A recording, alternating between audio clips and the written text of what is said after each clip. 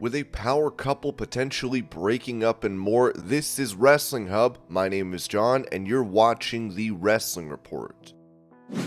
Before we get into the rest of the video, make sure you subscribe to Wrestling Hub and turn on all notifications to stay up to date with everything in the world of pro wrestling. Also, don't forget to follow us on Instagram at Wrestling Hub Official and follow us on Twitter at Wrestling_Hub.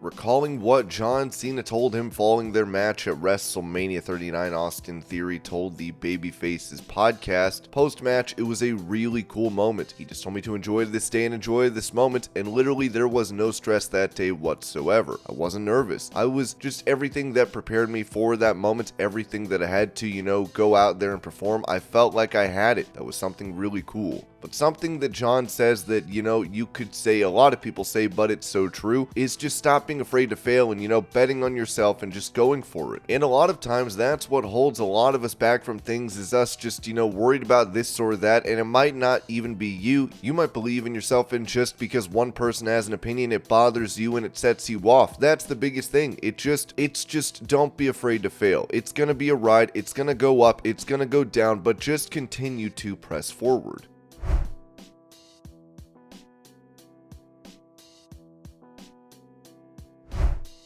When it comes to the possibility of the Blackpool Combat Club breaking up down the line, Bryan Danielson said this about it to Sports Illustrated. I love this group. This should be a group that never breaks up. Mox and I have wrestled since the BCC started. We wrestled in the championship tournament last fall. That didn't cause any disturbances in the BCC. That's the story of the BCC. When the BCC loses, we'll shake hands and go back to training the next day.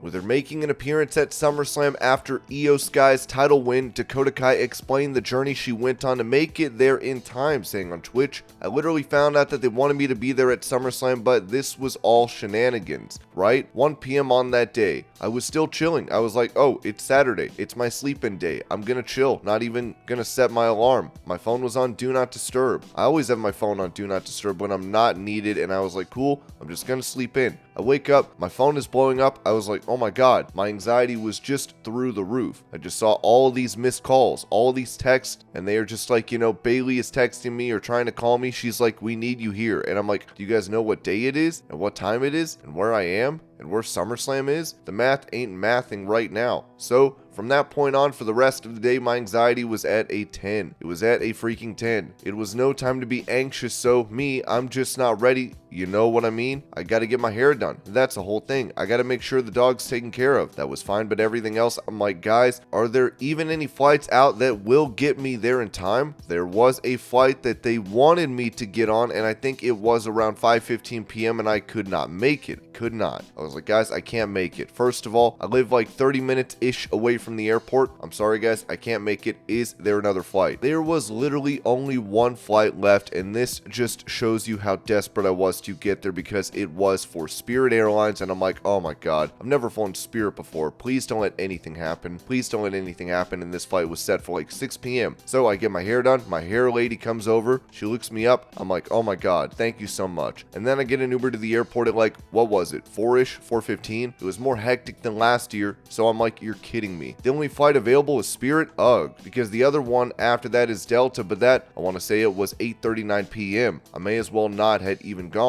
So I get an Uber to the airport to catch this 6 p.m. Spirit flight, and we're not boarding at the time we're boarding, which is like 5:25 or something like that. We're just standing there, and I'm getting real anxious. I'm just internalizing everything right now. I'm like, is there even any point to me getting on this flight? Am I even gonna make it? Am I gonna get on this flight and it's gonna get there and the show is over and I just turn around and come back? What a way to freaking go. So I'm just standing there, boarding time passes. It's like 6 p.m. We're still standing around, and I'm just standing. So everyone's just standing there, and I'm just like, we get on the plane, sit down. It's getting closer to 7, and I'm just like, dude, SummerSlam starts in an hour. In what world am I gonna make this? This is crazy. Also, the airplane, the flight attendant staff is saying that there were maintenance issues, which is why we were delayed taking off. We were all seated on the plane, and they're just waiting for the papers. These damn papers. I don't know if you guys have ever had to wait for maintenance papers, but it's a whole thing. It's like, how in today's technology do you have to physically wait for a piece of paper? We have technology. Just text them. Be like, yeah, good, we're good. We literally wait for a stack of papers. It's like 7 p.m. at this point and we're still sitting there. We haven't even pulled away from the gate, and then this family gets up and they start wandering on the plane because it's a family of, I want to say, eight or nine, and they're all, I think, sitting separately on the plane. Maybe they got the tickets last minute. So they must have thought that was a good time to start seeing if they could switch seats with other people so they could sit together. So we get the maintenance papers, and next thing we're waiting for the family to sit down, and I'm just like, it's 7 p.m. It's after 7. I was like, everything that went wrong could, bro. So eventually they sit down. We take off at 7:15. 7:15, you guys. That's like a 2.5 hour flight right there to Detroit. I forgot what city we were even going to because I was that frantic, but yeah. So we go, and when I'm landing, I think it's at the middle of the show. I want to say it was after Shayna Baszler and Ronda Rousey. What was the match after that? Gunther versus Drew McIntyre. Whatever match that was, we were landing. Whatever match was after Shayna and Ronda's, we landed, and thank goodness they sent car service to come and get me, and then they also had a makeup lady in the car. We were literally at that point, so I run a baggage claim. Car service is there to come get me. We rush to the car, SUV, and the lady who does my makeup is already set up in the car. 20-minute drive from the airport to the venue, so I'm getting my makeup done. We're zooming through the streets. We're playing freaking Tetris with the makeup brush on my face as we're trying to get to Ford Field. Yes, lucky that match was semi-main because it definitely wouldn't have made it, I don't think. So we're trying to do that in the car. We finally get to the venue. They rush and sit me in makeup to get me ready, and then I got dressed in the locker room, and then I was straight to be loaded for where I was meant to be. I didn't even get to say hi to everyone, really. It was a quick,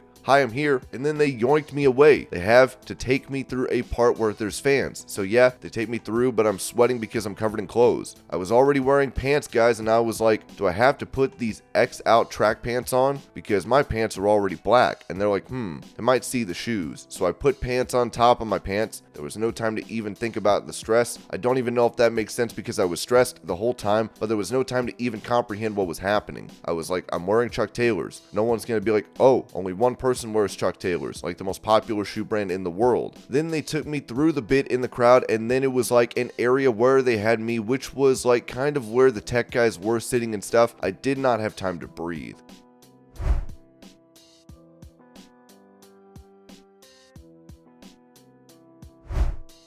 Touching on his retirement match, the Nature Boy Ric Flair revealed that he fell asleep during the bout, telling Theo Vaughn on this past weekend, I got out there and I felt great and all of that, and then I realized the anxiety and I made the mistake of saying to one of the guys, I don't feel good. Of course, now they think I'm having a heart attack or I got lightheaded. I actually fell asleep on the apron. I'm standing. Oh yeah, and the guy had to go, Rick, and I woke up and I got back in, and then I did something else and I'm laying there, and at the end, Manny, my son-in-law, is going, you have to wake up, sir. You have to wake up, sir. He was handing me the brass knuckles to hit Jarrett with, right? So he put the brass knuckles in my hand. You have to wake up, sir. You have to wake up, sir. Boom. But I whacked myself way too early. And then because everybody was panicking to end it right, I faked like I was having a heart attack, just going, just because I wanted everybody, slow down. We can do this. I mean, I can make it. Just listen to me.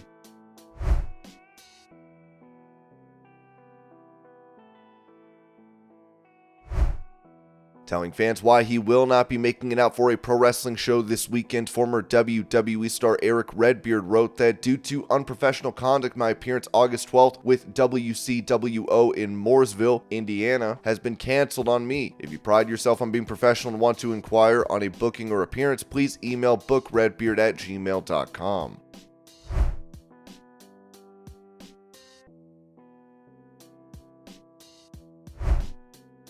Explaining on the AEW Unrestricted podcast why he left WWE for this promotion, Roderick Strong said, I really wanted to be with my buddies and with my wife. AEW reminded me so much what I loved about Ring of Honor. The collective, everybody wants it to be better.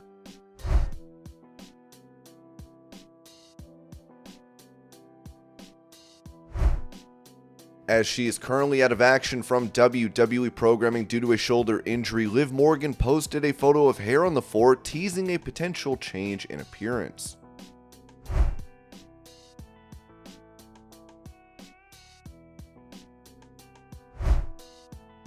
Talking about the success of LA Knight's segment with The Miz from Raw this week, Dave Meltzer said on Wrestling Observer Radio, the one segment in the Raw ratings, there's ups and downs and all that through the show, of course, but the one segment that did way over what the best segment would normally do was Miz and LA Knight. So if you're wondering about LA Knight, he's selling merch, he's getting pops, does it translate to ratings? The answer is yes, it does. It worked.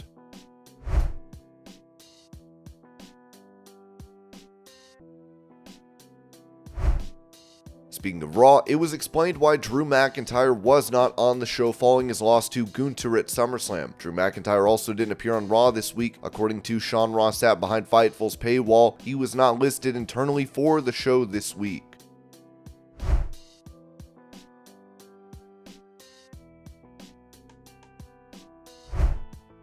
Taking to social media, AEW star Buddy Matthews revealed that he and Rhea Ripley are now engaged, as he wrote 1,000 times yes, pure happiness.